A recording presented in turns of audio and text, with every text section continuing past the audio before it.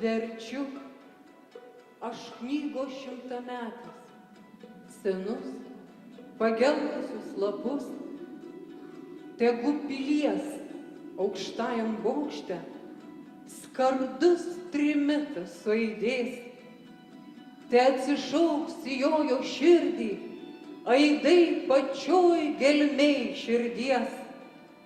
Pro šimtametės amžių knygos senus, pageltusius lapus į ten, kur lipdėme valstybę, po smiltį, po trupinėlį, tvėrėm Lietuvą. Tegu iš žygių kunigaikščiai namo su pergalę parjos.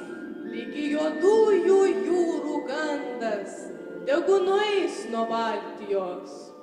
Mindaugas, Gediminas, Algirdas, Vytautas su Kęstučiu, štai tie atitingi vardai per šimtmečius nuskambėję.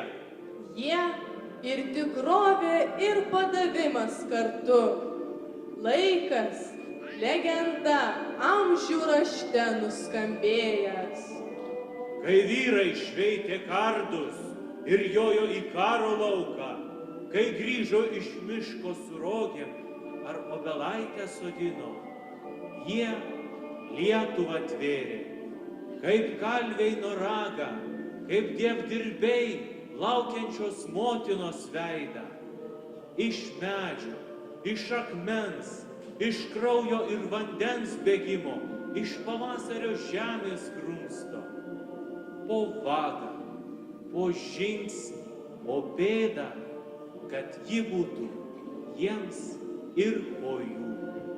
Kai moterys verpė linus ir rėkdamos gimdė sūnus, kai lydėjo vaikus iš namų į tolimą baugų kelią, jos Lietuvą tvėrė, kaip žiburį statė ant lango sugrįžtantiems tamsoje, kaip duoną dėjo ant stalo alkstantiems ir laimingiems. Jos Lietuvą kūrė, kas vakarą ir kas rytą, ašarom ir dainomis apšviesdamos josios veidą. Jie Lietuvą tvėrė, keldami ją į dangų kaip žvaigždę, Vydamies kaip skrendantį paukštį, rankose laikydami kaip knygą, tardami josios šventą vardą, sau, kitiems amžinai. Tėvynę reikia visą laiką kurti, lipdyt ir kurti, kurti ir lipdyt. Nes jei sustoji tik, jinai ir numiršta. Taip, visą laiką valstybę kurti ir lipdyt.